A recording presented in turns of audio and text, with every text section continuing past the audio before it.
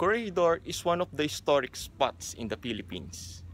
Dito naganap ang labanan sa pagitan ng mga sundalong Pilipino at Amerikano laban sa mga mapang-aping sundalong Hapon. Maraming nagbuwis ng buhay. Noong World War II, maraming mga pinatay at makikita nyo dito ang naging digmaan na sumira sa Pilipinas at sa mga mamamayang Pilipino. Nasa likuran ko ngayon ang isa sa mga canyon na ginamit ng mga sundalong Pilipino at Amerikano laban sa mga Hapon.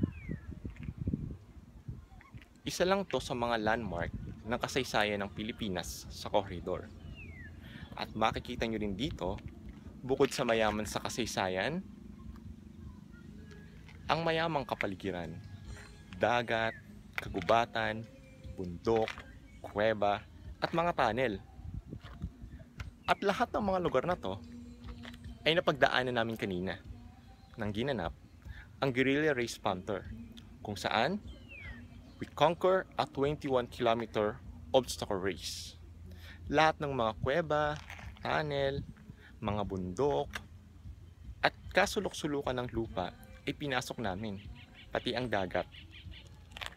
Nilangoy din namin para malagpasan ang mga challenges ng guerrilla. Ako si Rano Rocky at masayang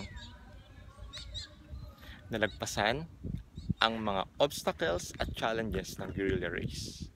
At nalipot din namin ang Corregidor. At sa bawat paligid at sulok nito, nakita namin sinariwa ang kasaysayan ng Pilipinas. Hanggang sa muling pagbabalik namin dito sa Corregidor at hanggang sa muling paglagpas namin sa mga challenges at obstacle ng guerrilla race.